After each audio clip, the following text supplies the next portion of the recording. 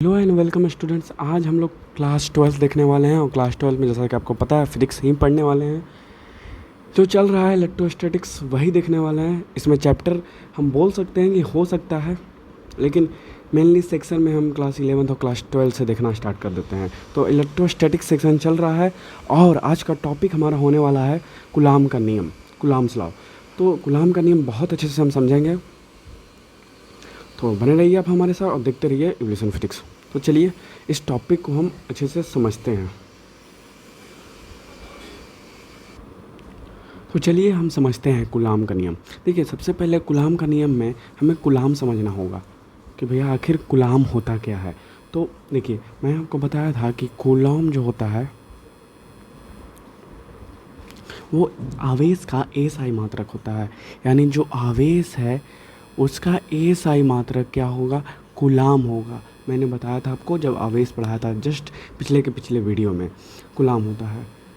तो भैया एसआई मात्रक कूलॉम होता है, क्योंकि कूलॉम वैज्ञानिक ने आवेश का खोज किया था, इसलिए एसआई मात्रक इसे कूलॉम कर दिया गया। या कूलॉम का खोज मतलब अब उनके वैज्ञानिक के नाम पर ही कूलॉम रख दिया गया कि इसका एसआई मात्रक इतना होता है। सिंपल। जब आपको धारा पढ़ाएंगे तो बताएंगे अच्छे से कि कूलॉम कैसे रखेंगे, दूसरा चीज़ भी तो रख सकते हैं हम लोग। और इसका सीजीएस मात्रक क्या होता है, स्टैटिक्स कूलॉम होता है। ठीक है, स्टैटिक कूलॉम होता है। तो सिंपल है ना, यहाँ पे टॉपिक को समझने के लिए सबसे पहले उसका नाम समझना होता है। तो नाम हम लोग समझ लिए कि आवेश जो है उसका एसआई मात्रक होता है कौन, एसआई यूनिट होता है कूलॉम। तो बस इतना समझ गए, इंट्रोडक्शन हो गया। अब हम चलते हैं कूलॉम का नियम पर। अब भैया एक नियम बोला गया कि भैया कूलॉम है तो उसका एक नियम होना चाहिए, तो उसे हम कूलॉम नियम बोल देंगे। मतलब एक लॉ बना दिया गया। जानते हैं साइंस में लॉ ही होता है, फिजिक्स में तो अक्सर लॉ ही पाया जाता है। सिर्फ नियम नियम नियम। साइंस एक तरह का फैक्ट है और फैक्ट को ही हम बोल देते हैं नियम। तो देखिए, कूलॉम का नियम आखिर कहता क्या है, कुछ मत सुनिए। आप लोग को एक पॉइंट बताया गया था, गुण, आवेश का गुण। अब आवेश का गुण बताया गया था।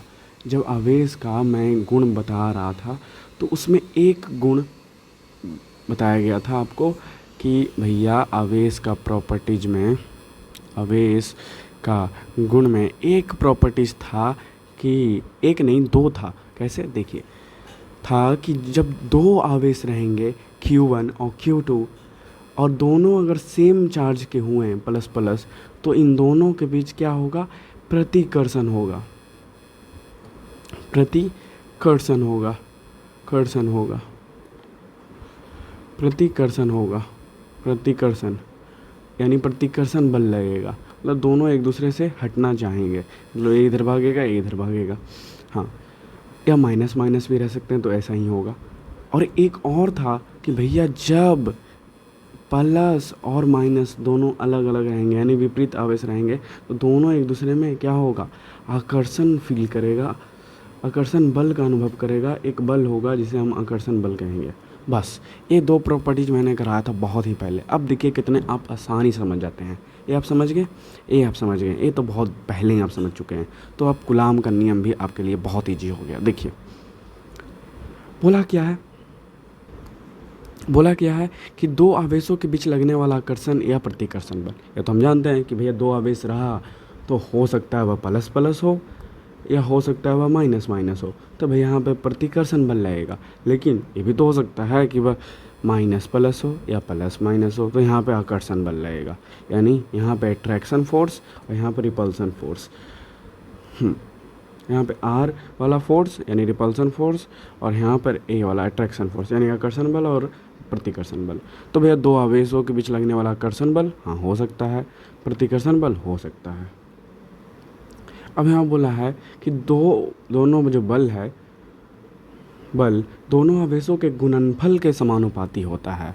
यहाँ पर कुछ नया बोला है, देखिए कैसे,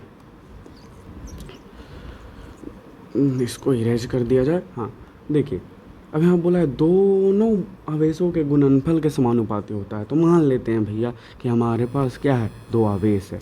दो आवेश कैसे हो सकते हैं भैया, सिंपल है ना, Q1 और Q2 हो सकते हैं। अब पता नहीं इन दोनों का चार्ज क्या है, हमें कुछ नहीं पता है, क्योंकि आकर्षण बल भी हो सकता है सेम चार्ज रहा तो, और सेम चार्ज नहीं रहा तो प्रतिकर्षण भी हो सकता है। तो हम मानते हैं कि दोनों में से कुछ भी हो सकता है। यहाँ पे प्लस माइनस कुछ भी, यहाँ पे प्लस माइनस कुछ भी। तो दो आवेश मान लिए, दोनों आवेशों के गुणनफल के समानुपाती होता है। गुणनफल के समानुपाती होता है। गुणनफल हो गया, समानुपाती होता है। कौन समानुपाती होता है? कूलाम का नियम, यानी बोला है इसमें कि आकर्षण या प्रतिकर्षण बल, यानी जो फोर्स है, दोनों एक तरह से दोनों फोर्स ही हैं। आकर्षण फोर्स हो गया या प्रतिकर्षण फोर्स हो गया, एक तरह के बल है, तो समानुपाती हो गया। इसको हम उल्टा भी लिख सकते हैं कि भैया जो फोर्स है, कौन सा फोर्स, आकर्षण बल या प्रतिकर्षण बल, वो दोनों आवेशों के गुणनफल के समानुपाती है। तो बराबर नहीं, समानुपाती। आप बहुत बार पढ़े होंगे समानुपाती ऐसे होता है, मतलब ऐसे 8 बनाइए और इसका मुंह खुला छोड़ दीजिए, ऐसे समानुपाती होता है। तो समानुपाती होता है, ए बोल दिया, एक स्टेप। अब बोला है समानुपाती तो हम कर दिए भैया, दो आवेश ले लिए और फोर्स ले लिए और दोनों को समानुपाती कर दिए, गुणनफल के यानी गुणा कर दिए, सिंपल। अब आगे देखिए, आगे क्या बोला है, तथा दूरी के वर्ग के व्युत्क्रमानुपाती होता है। तथा दूरी के, तो कौन होगा व्युत्क्रमानुपाती? फोर्स ही ना, क्योंकि फोर्स का बात हो रहा है, आकर्षण फोर्स या प्रतिकर्षण फोर्स। तो यहाँ पे फिर से होगा कि भैया दूरी के व्युत्क्रमानुपाती होता है। तो हम चिन्ह वही लेंगे। व्युत्क्रमानुपाती में क्या होता है, हम समानुपाती में सीधा लिख देते हैं, और लेकिन व्युत्क्रमानु में हम बट्टा के नीचे लिखते हैं, बाई के नीचे लिखते हैं, 1 बाई करके लिखते हैं, और जो नीचे जो बोला है वही लिखते हैं, यानी दूरी के वर्ग के व्युत्क्रमानुपाती। तो व्युत्क्रमानुपाती ये हो गया, इसको व्युत्क्रमानुपाती बोलेंगे। और यहाँ पर बोला है दूरी के वर्ग के व्युत्क्रमानुपाती, ये हो गया दूरी, हम क्योंकि दूरी को हमने आर माना, बस, जहाँ फोर्स एफ है। अब इतना कुछ बोला है इसने, हाँ, तो दो बात बोला है। सबसे पहले क्या बोला है, अच्छा से मैं लिख दूं, तो दो बात बोला है कि ये जो आकर्षण या प्रतिकर्षण बल है वो दोनों आवेशों के गुणनफल के समानुपाती है, पहला बात बोला है। और दूसरा बल बोला कि भैया व्युत्क्रमानुपाती है किसके, दूरी के वर्ग के व्युत्क्रमानुपाती। तो हमें दूसरा बात हो गया। अब इसी नियम को हम बोल दिए कि यह नियम को ही कूलाम का नियम कहते हैं। सिंपल, मतलब कितना सिंपल हो गया। तो बस इसी नियम को हम कूलाम का नियम कहेंगे। कैसे कि दो आवेशों के बीच लगने वाला आकर्षण या प्रतिकर्षण बल, ये दोनों आवेशों के बीच दोनों आवेशों के गुणनफल के समानुपाती होता है, पहला बात। दूसरा बात, दूरी तथा व्युत्क्रमानुपाती होता है, दूरी के वर्ग के व्युत्क्रमानुपाती होता है, दूसरा का बात। बस दो बात बोला, और इस जो दोनों बात बोला, इस दोनों बात को ही क्या कह दिए हम, कूलाम का नियम कह दिए, एक नियम बना दिए ताकि बच्चों को याद रहे, इसे ही कूलाम का नियम कहते हैं। बस ये दो बात बोला है, समझ गए? हाँ, बस बहुत ही सिंपल है, दो बात बोला है, इस दो ही कथन को हम क्या कह दिए, कूलाम का नियम कह दिए, बस और कुछ नहीं। अब देखिए, हो सकता है आप लोगों से बोला जाए कि भैया व्यंजक निकालिए, इसका व्यंजक निकालिए, व्यंजक निकालिए, दिख नहीं रहा होगा। तो देखिए, अब व्यंजक निकालने के लिए बोल दिया तो हम कैसे निकालेंगे? व्यंजक क्या होता है, फॉर्मूला होता है कि भैया इन दोनों से अगर फॉर्मूला बना तो सीधे बोलेगा कि कूलाम के नियम के लिए व्यंजक निकालें, फॉर्मूला निकालें, सूत्र निकालें। तो देखिए व्यंजक कैसे निकलेगा, बहुत ही सिंपल है। सबसे पहले हम लोग एक थोड़ा सा फिगर ड्रा कर लेंगे कि भैया मान लिए एक रेखा पर हम दो आवेश ले लिए हैं, Q1 और Q2। वो सरल रेखा भी हो सकता है, तिरछा रेखा भी हो सकता है, कैसे भी। और R दूरी ले लिए, हाँ R दूरी ले लिए। अब दो है, अब इन दोनों के बीच हम बोल दिए कि R दूरी है। अब इन दोनों के बीच भैया आकर्षण प्रतिकर्षण कुछ भी लग सकता है, या F हो गया यहाँ पर। अब कैसे निकलेगा, अब इसको हम लैंग्वेज में सेट कर देंगे कि भैया माना कि Q1 और Q2 दो आवेश हैं जिनके बीच की दूरी R है और दोनों के बीच लगने वाला आकर्षण या प्रतिकर्षण बल F है। तो F के लिए सूत्र निम्न है, या F के लिए व्यंजक प्राप्त निम्न है। तो देखिए व्यंजक कैसे प्राप्त करेंगे, ये तो हो गया हमारा फिगर और ये हो गया मान लिए वाला कथन। दो लाइन लैंग्वेज हमें लिखना पड़ता है अगर एग्जाम में पूछेगा तो देखिए सबसे पहले हम बोलेंगे कि भैया कूलाम के नियम के अनुसार, कूलाम के नियम के अनुसार, कूलाम के नियम के अनुसार, कूलाम के नियम के अनुसार, नियम से या अनुसार कुछ भी लिख दीजिए। तो कूलाम के नियम से क्या है, अभी मैंने पढ़ा F व्युत्क्रमानुपाती क्या है, F समानुपाती Q1 इंटू Q2 है और पहला A है और दूसरे का क्या है, एफ व्युत्क्रमानुपाती 1/r², दूसरा है। तो ये दो समीकरण हो गए। तो हम बोलेंगे समीकरण 1 और 2 से, समीकरण 1 तथा 2 से, तथा 2 से, तो 2 से हम बोलेंगे तो समीकरण 1 और 2 से हम जिसे ही निकालेंगे तो कुछ ऐसा आ जाएगा, Q1/Q2/r²। हम क्या किए, ऊपर वाला को ऊपर रख दिए और नीचे वाला को नीचे रख दिए और साथ में दोनों को ले आए तो कुछ ऐसा बनेगा ना। ये मान लिए अंश है और ये हर है, तो हर में कुछ नहीं, इंटू होगा तो Q1 × Q2 ही रहेगा और नीचे r² आ जाएगा। एफ समानुपाती और समानुपाती निशान वही रहेगा, तो कुछ ऐसा आ जाएगा। अब ऐसा आ गया तो हम आगे चलेंगे। देखिए, जब हम समानुपाती को हटाते हैं यानी कांस्टेंट को हटाते हैं तो हमें कुछ ना कुछ रखना पड़ता है, कांस्टेंट रखना पड़ता है, नियतांक रखना पड़ता है, कुछ एग्जैक्ट सेम वैल्यू रखना पड़ता है। तो इसके लिए हम p भी रख सकते हैं, q भी रख सकते हैं, कुछ भी रख सकते हैं। तो समानुपाती के लिए हम फिलहाल k रखते हैं, तो k रख दिए, बाकी सेम रहेगा यानी Q1/Q2/r²।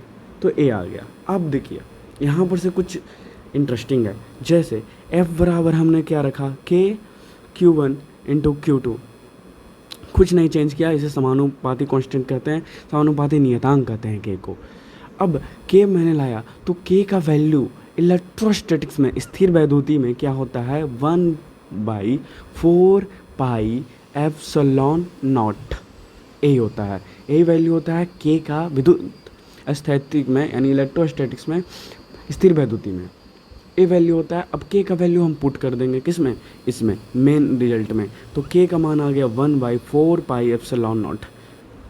इसको पाई कहते हैं, आप लोग जानते ही होंगे, लेकिन जो e है हमें छोटा ई लिखना है और उसमें क्या करना है, एक जीरो बैठा देना है, उसको हम कहते हैं ε0। तो ε0 कहते हैं, और जब जीरो नहीं रहेगा यानी सिर्फ e रहेगा तो उसको बोलेंगे एप्सिलॉन। अब देखिए ए रख दिए और बाकी Q1 × Q2 हमारे पास है। अब ये जो फॉर्मूला हमारे पास आया, इसी फॉर्मूला को हम लोग बोल दिए कूलाम के लिए व्यंजक निकालें, तो व्यंजक इसी फॉर्मूला को बोल दिए कूलाम का नियम का व्यंजक। यहाँ पर F क्या है, फोर्स है, 4πε0 नियतांक का वैल्यू है, Q1 × Q2 आवेश है, R दूरी है। तो ये हमारे पास क्या हो गया, प्रूव्ड हो गया। और ये 5 नंबर का पूछता है स्टेट्स बोर्ड्स में, बिहार बोर्ड में, कि भैया कूलाम का नियम किसे कहते हैं, इसके लिए व्यंजक प्राप्त करें। तो बस हो गया। तो आगे चलते हैं, होप आप समझ गए होंगे अच्छे तरीके से। देखिए यहाँ पे कुछ है कि क्या है भैया, कि जैसा कि हम जानते हैं दो आवेशों के बीच आकर्षण या प्रतिकर्षण बल ही लगता है। सही बात है, दो आवेश जब भी रहेंगे तो या तो आकर्षण फोर्स लगेगा यानी अट्रैक्शन फोर्स लगेगा, और नहीं तो प्रतिकर्षण बल लगेगा, रिपल्सन फोर्स लगेगा। सही बात है, बहुत अच्छा बोला है, हम जानते हैं, ये बहुत पहले से पढ़ते आ रहे हैं हम लोग, आवेश के गुण में भी, और अभी भी हम लोग कूलाम नियम पढ़ें तो इसमें था ये चीज़। आगे क्या बोला, तो दोनों आवेशों के बीच लगने वाला आकर्षण या प्रतिकर्षण बल ही कूलाम बल या स्थिर वैद्युत बल कहलाता है। ओ कुछ इंटरेस्टिंग बोला है भैया, जो दो बल है, आकर्षण बल और प्रतिकर्षण बल, वही दोनों बल को हम क्या कह दिए, कूलाम बल, कूलाम्बिक बल या स्थिर वैद्युतीय बल। इलेक्ट्रोस्टैटिक्स फोर्स ही किसे कहा जाता है, आकर्षण या प्रतिकर्षण फोर्स को। कब, जब हम दो आवेशों के बीच लगते हुए देखेंगे या अनुभव करेंगे तब। तो सिंपल है, ये कभी कभी पूछ देता है कूलाम्बिक बल या स्थिर वैद्युतीय बल कहते किसको हैं, तो सीधा बोलेंगे, बहुत ही सिंपल है। समझ चुके होंगे आप लोग कि दो आकर्षण या प्रतिकर्षण बल ही लगता है, और इसी बल को हम क्या कहते हैं, कूलाम्बिक बल कहते हैं और स्थिर वैद्युतीय बल कहते हैं। बस सिंपल हो गया, ये बहुत ही आसान था। इसको पॉइंट बोल सकते हैं, स्टार पॉइंट बोल सकते हैं। अब देखिए ये है कूलाम के नियम की सीमा भैया, लिमिटेशन भैया, जो बोलते हैं नहीं है कि भैया तुम कहाँ तक दौड़ सकते हो, तो हम 1 किलोमीटर दौड़ सकते हैं, उससे ज़्यादा मैं नहीं दौड़ पाऊँगा। तो लिमिट हो गया कि भैया उसका लिमिट कितना है, लिमिटेशन जिसको बोलते हैं। हाँ, सीमा भैया बताइए, मतलब सीमा रेखा बताइए, उसके आगे ये सत्य होगा ही नहीं, मतलब उसका कुछ दायरा होता है, इसके दायरा के अंदर ही उसको गोल गोल घूमना है। तो कूलाम का नियम का भी कुछ सीमा होता है, लिमिटेशन होता है, दायरा होता है। तो पहला दायरा देखिए, पहला लिमिटेशन देखिए, तो पहला क्या होगा, एक कलर अच्छा नहीं है, हाँ, पहला बोला है कूलाम का नियम केवल बिंदु आवेश के लिए सत्य है। मैंने जो पढ़ाया आपको कि भैया दो रेखा पे हम मान लेंगे दो आवेश, या फिर हम दो आवेश ऐसा ही मान लेंगे Q1 और Q2, तो भैया अबे दिख नहीं रहा है कि हम बिंदु के रूप में माने हैं, और जो बिंदु होता है वो बिंदु है, और यहाँ पर आवेश है तो इसे हम बिंदु आवेश कर देंगे, यानी पॉइंट चार्ज कहेंगे, क्योंकि हमें कुछ दिख तो नहीं रहा है, हम माने हैं ना कि भैया चार्ज है, तो वहाँ पे है भी नहीं, हो भी सकता है नहीं भी हो सकता है, तो हम इसे बिंदु आवेश कह देंगे। भैया बिंदु है और यहाँ पे आवेश मैंने मान लिया, तो इसे बिंदु आवेश कह देंगे, चाहे प्लस हो या माइनस हो, इसे बिंदु आवेश कहेंगे। तो भैया ये बिंदु आवेश के लिए सत्य होता है, सिंपल बोला है, या बिंदु आवेश के लिए सत्य होता है। ऐसा क्यों? क्योंकि जब हम सही में आवेश निकालेंगे, मतलब सही में एक्चुअल आवेश रहेगा, तो उस समय यह सत्य नहीं रहेगा, ये काम नहीं करेगा। कौन? कूलाम का नियम, कि भैया लगा दी F बराबर 1/4πε0 Q1 × Q2, ये लगा दी तो गलत हो जाएगा, क्योंकि यहाँ पर बिंदु आवेश है ना, पॉइंट चार्ज है, इसलिए ये सही है, और नहीं रहेगा तो ये गलत हो जाएगा। बस ये पहला लिमिटेशन है, पहला दायरा है। अब दूसरा का क्या है, इसे छोटी दूरियां से बड़ी दूरियां तक ही लागू किया जा सकता है।